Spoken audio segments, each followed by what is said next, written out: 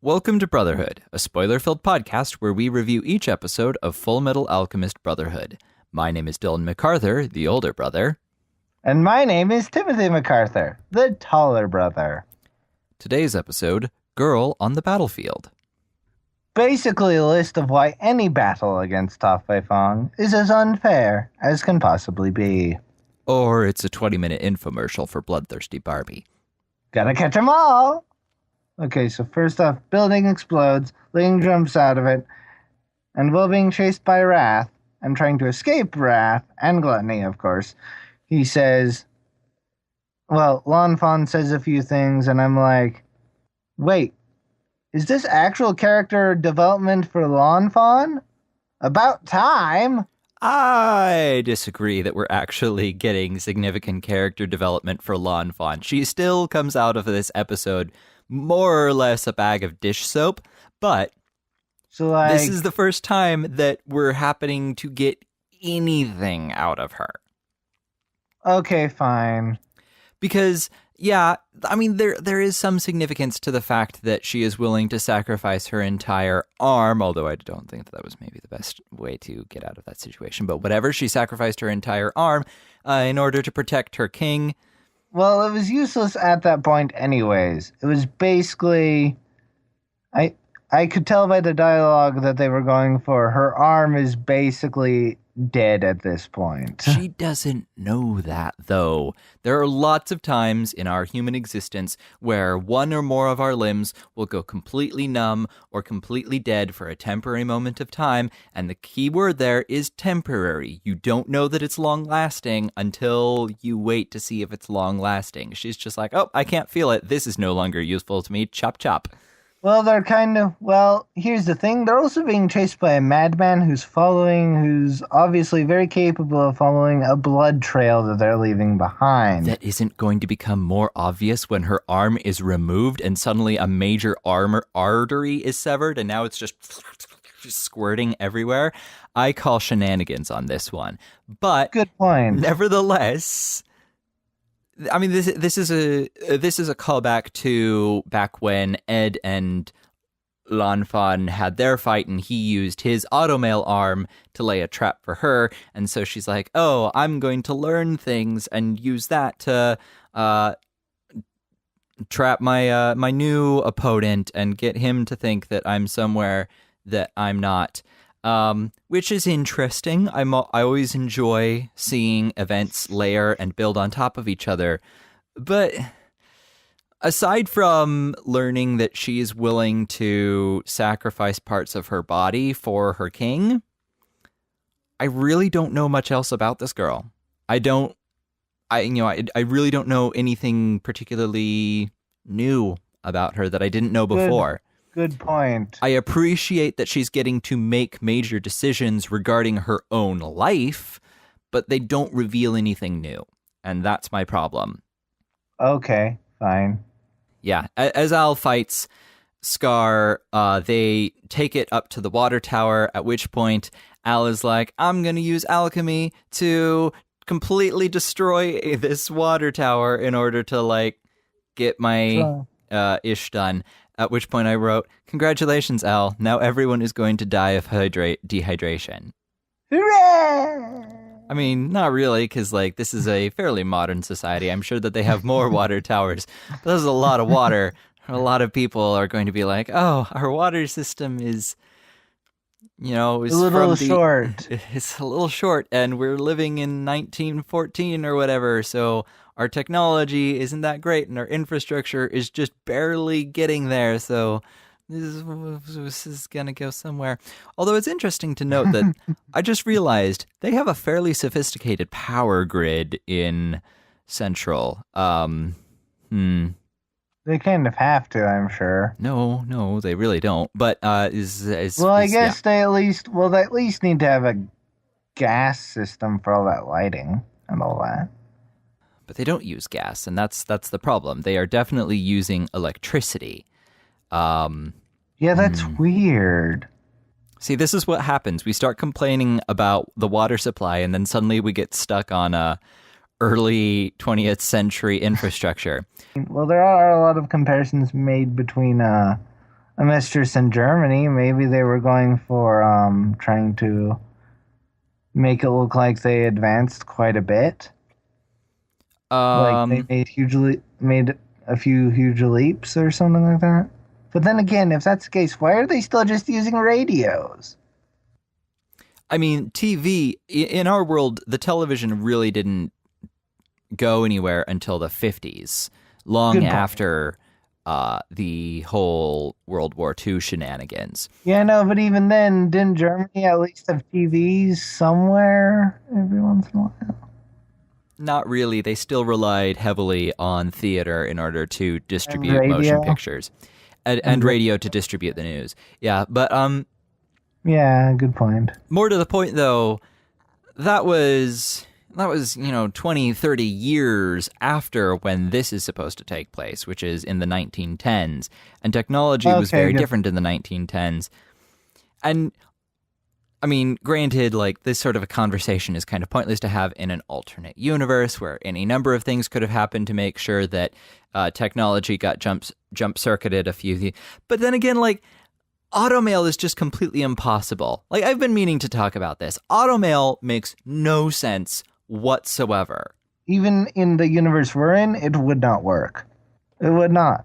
Even with our advanced technology, it would not work. Because, like, somehow they've got to, like, connect the wires and stuff to their individual nerves, which I don't even know how that's possible with early 20th century doctors, but somehow they do it. And then they have to be able to use that to somehow convert the way that nerves control muscles into mechanical motion, which even now in the 21st century, incredibly well-funded projects like Boston Dynamics can't even manage to get that right.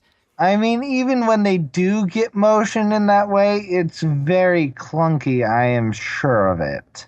It's like, where are the servos in that thing? What's causing all of that intricate motion? And how is it that Edward can somehow use automail to have such fine finger details? Like, what? This is completely ridiculous. This is impossible. There's no way that could possibly work. But then again, we wouldn't really have much of a story if it didn't. Even if it's impossible, it's cool. Sure. I think it's cool. I think him having an automail arm makes him cooler. I don't. I'm just gonna be honest. Like, I don't like automail.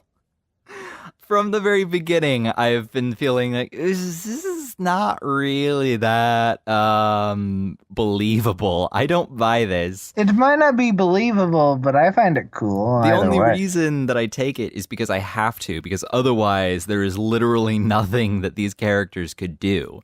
So you're taking it because you feel obligated?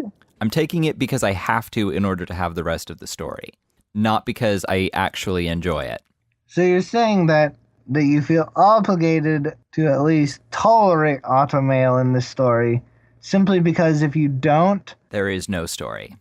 Yeah. Yep. As Bradley gives chase to Ling and Lan Fan, there's a little cut away where we get to see him wandering down the alleyways, and ooh, that was painful. That was not the best animation I've seen in this show.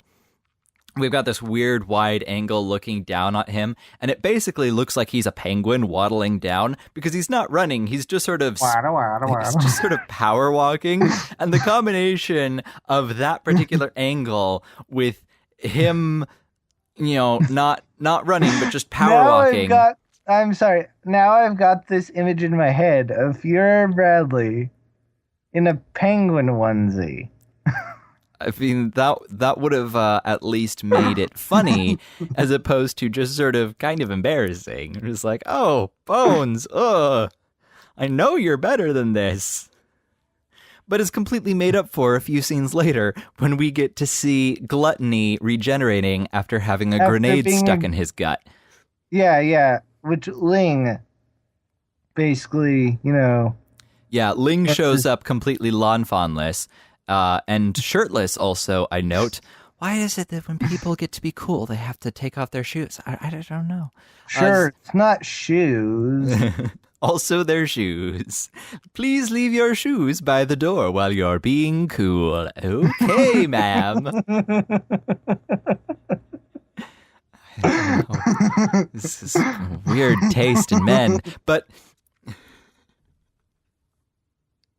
anyway, is What? Did we just seriously make up a character? Right here, right now. who demands that anybody who's about to be cool has to take off both their shirt and their shoes. No shirt, no shoes? Equals fan service. For this weird lady, okay? Sure. But the awkwardness, the point that I'm trying to make is that the awkwardness of watching the penguin waddle down after Ling and Lanfan. Penguin Bradley. Penguin Bradley is more or less. Let's call King Bradley from now on the Penguin. I cannot guarantee that I will be able to stick to that. I can barely stick to Kim Possible. But that awkwardness is more or less made up for when we get to see the beautiful, intricate regeneration animation that is given to Gluttony, as we can see the bones and the individual muscle tendons slowly beginning to reform, and ooh, man, is that exquisite. And while he's regenerating, Ling ties him up with a bunch of metal cable. Lanfan may not be getting any real character development of any report at all, but Ling, on the other hand, is getting a ton, because we're finally getting to see new sides of him. Like, we all knew that Ling was kind of an acrobat and he could do interesting things, but we didn't know that he could use the wiring of train tracks in order to get what he wants done. Like, Granted, Ed gave the wiring. He used alchemy to get the wiring going, but Ling was... We're getting a bit of a MacGyver out of this guy. Also, his eyes are open, which means that he's feeling things. I feel like that's how we know that Ling is in serious mode, is because he opens his eyes, as opposed to just feeling his way in the dark. Yeah, how does he keep his eyes closed and see at all? It's a stylistic decision that they made, which makes absolutely no sense in real life, but you have to accept because it's a cartoon. Well, he can sense things supposedly using alchemy. Yeah, but it's not really that his eyes are closed. That's just a stylistic decision, because they're basing Xing off of China pretty obviously. So it's just... I think it looks to me sort of like a Chinese-Japanese fusion of sorts. That must never exist. Okay, never mind. Japanese-Chinese fusion, I don't care what we're talking about. Music, TV, no. That must never. Please. So we'll just call it Chinese then. Okay, we'll just call it Chinese then. I fear for the fate of humanity when we get a Chinese-Japanese boy band. Also really cool in this episode, Riza freaking Hawkeye.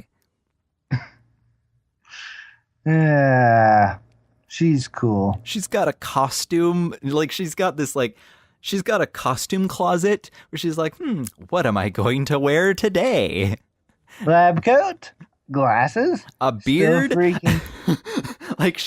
she's the master of disguise, and she knows how to shoot people really well. Like, when she's in a moving car and she aims, takes fires, and lands a perfect shot in Scar's knee, it's like, holy macaroni, this girl.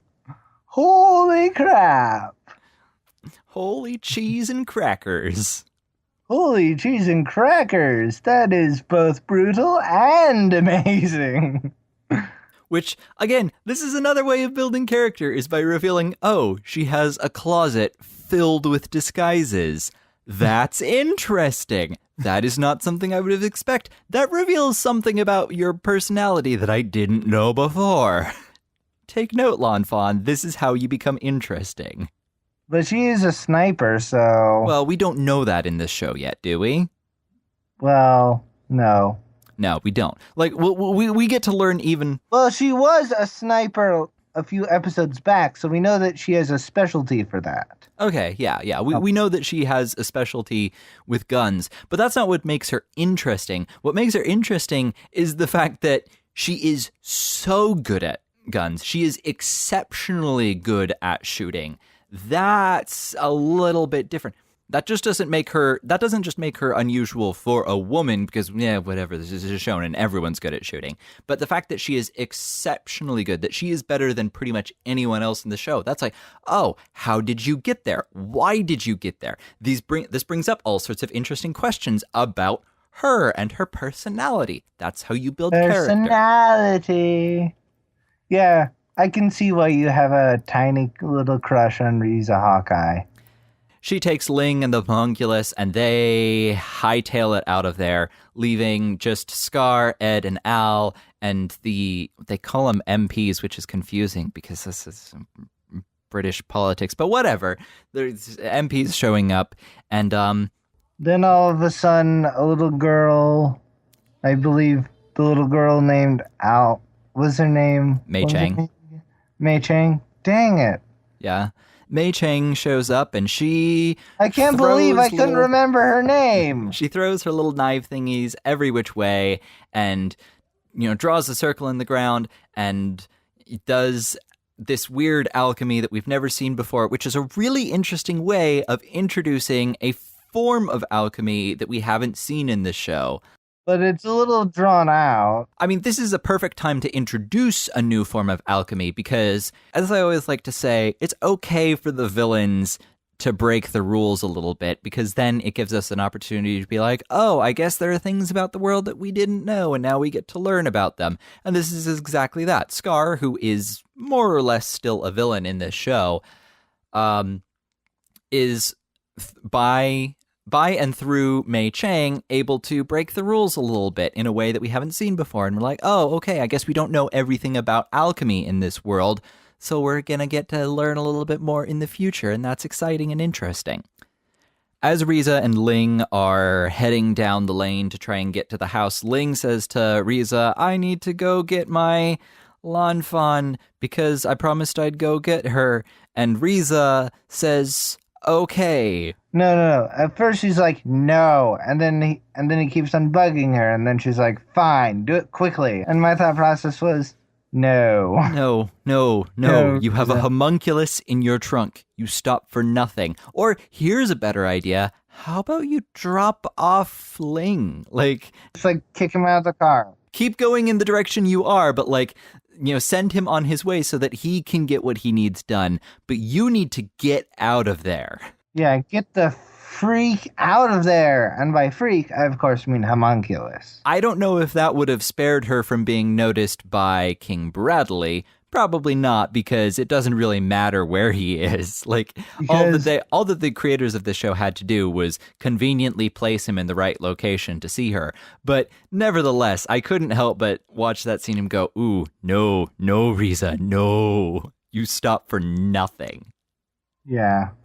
Ed and Al are picked up by the cavalry and taken and apparently, Al has picked up a hostage that is also Mei Chang's, but he doesn't know that.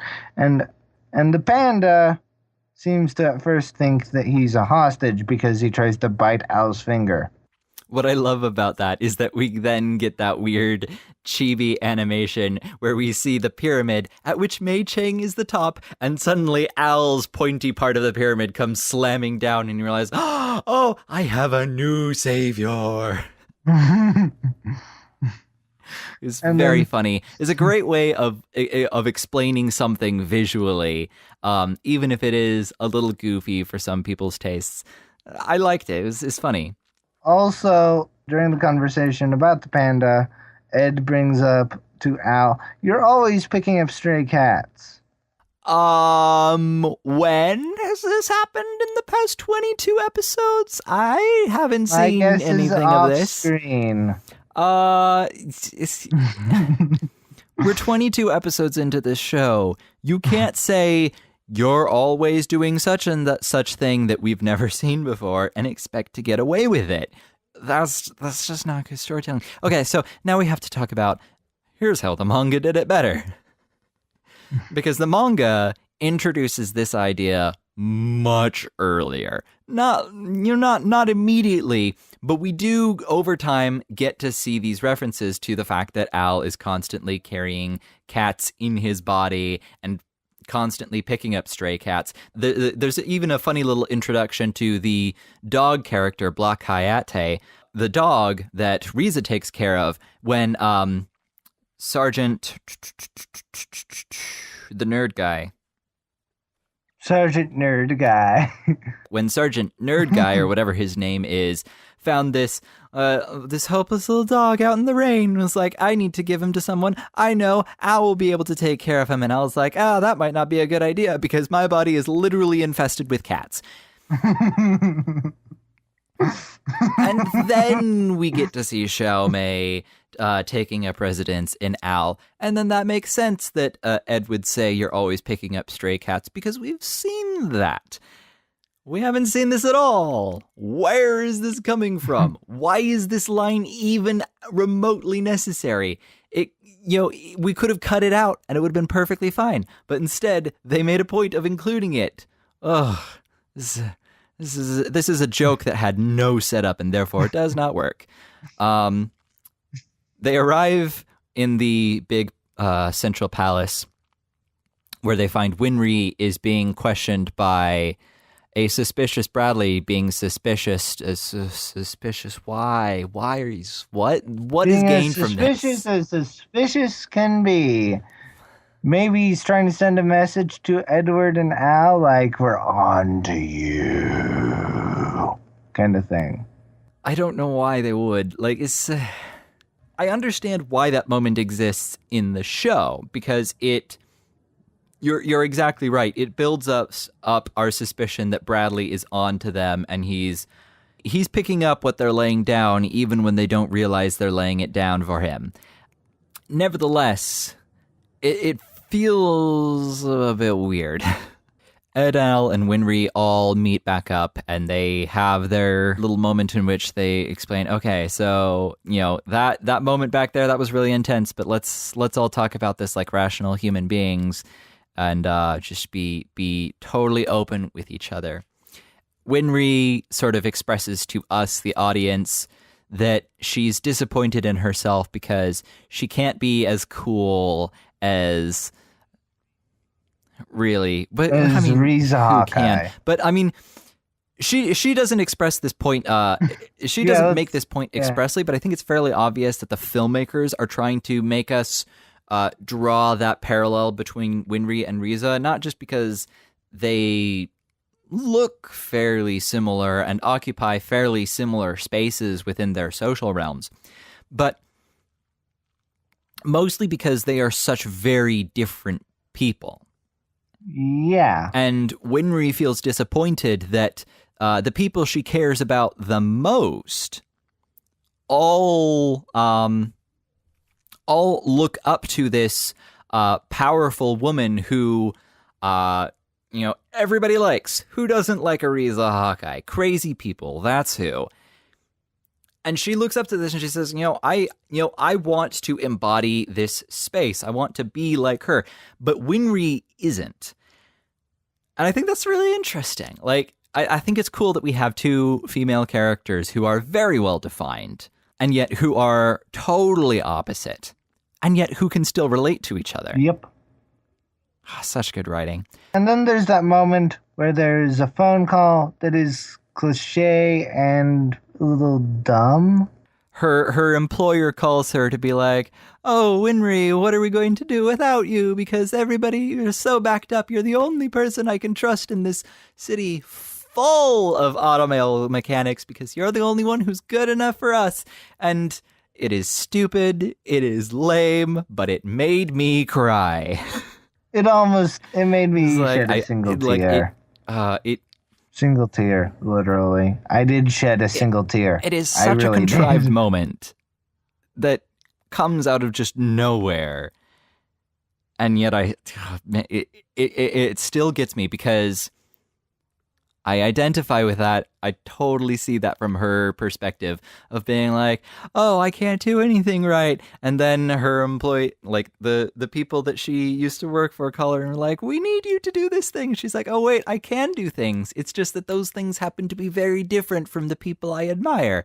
And that's okay because other people look up to me. And that's just how life works. We all have our own talents and we all have our own gifts to give to the world, and that's what makes us special.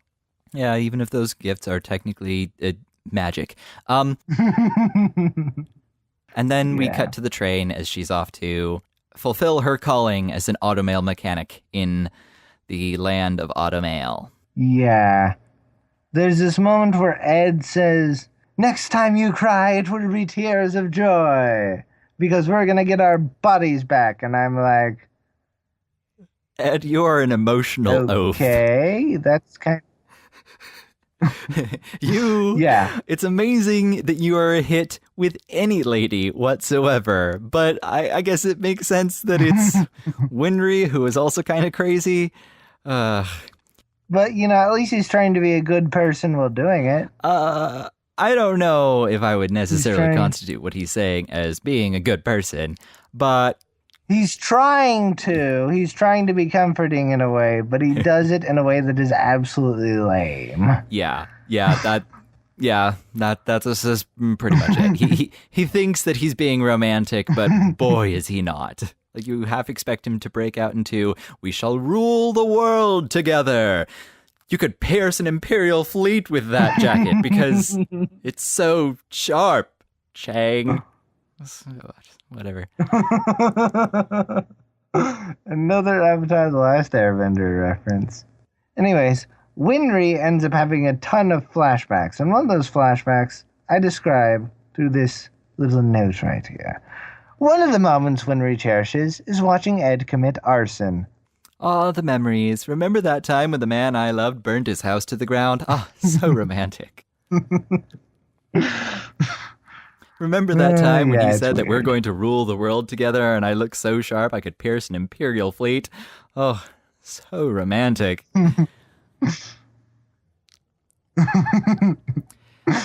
This love subplot could get really old and really annoying really quickly. And it gets close. I'll be honest, there are moments in this show where I really could care less about the fact that these two characters love each other. But the fact that these characters are so well defined and so utterly believable in the way that they express their romantic feelings, however badly, is so relatable and so engaging that I don't care.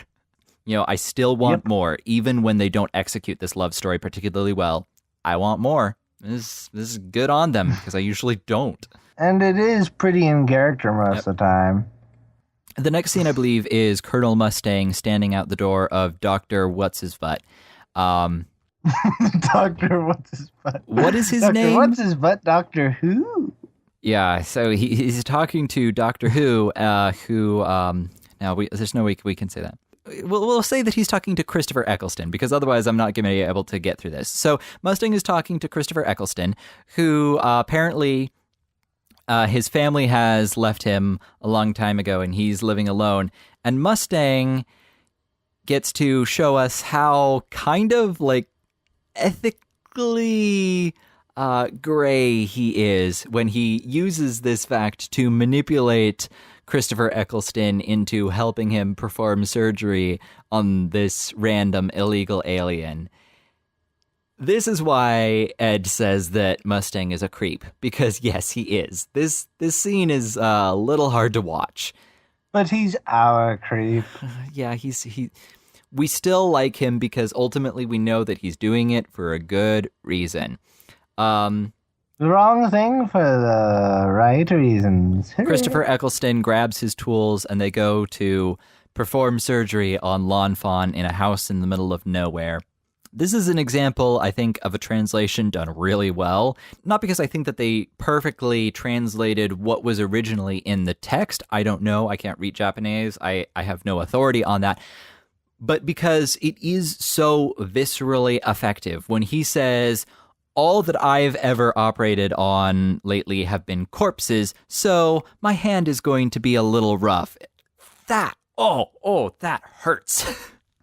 Yeah. Also, the sounds during that scene, Because you they can make me want to feel her gag. pain in that moment, I would, Lon Fawn. Ooh.